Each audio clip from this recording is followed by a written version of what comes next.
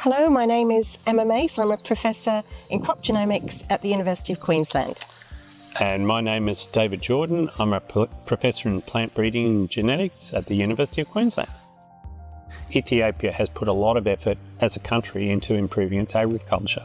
It's had a more than 50-year history of breeding crops using modern techniques, but they haven't modernised their equipment and facilities and their methods as time's gone on.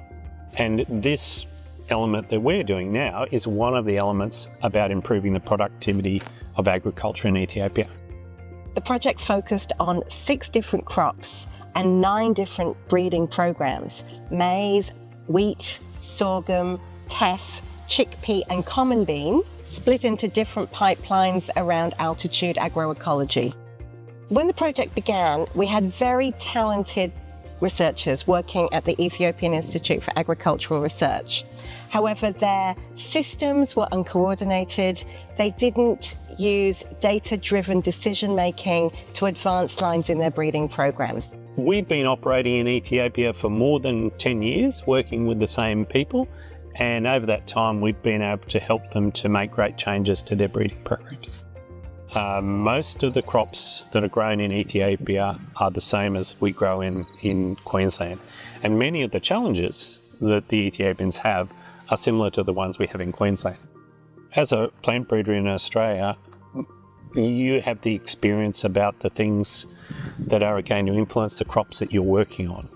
We took the same attitude when we went to Ethiopia, that the local researchers had a far better idea of what needed to change than we would have had.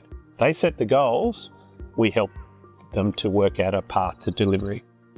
One of the things this project's done is improve the quality of the data that's used for selecting varieties, and that improvement in quality should result in better varieties getting to farmers and should increase farmers' confidence in new varieties and increase the uptake.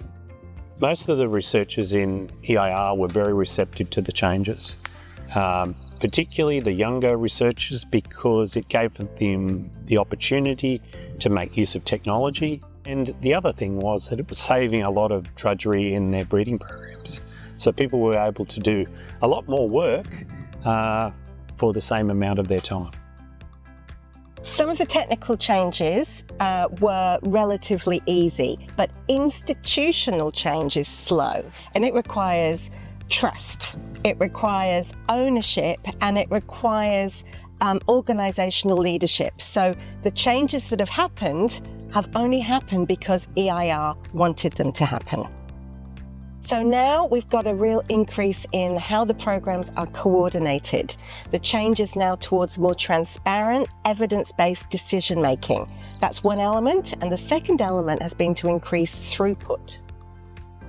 So the next phase will be about focusing on scaling out to farmers' fields, taking genuinely superior products that have been developed through the modernised pipelines and ensuring that they land in the farmers' fields. It's about consistency. It's about embedding the modernisations. It's about national ownership.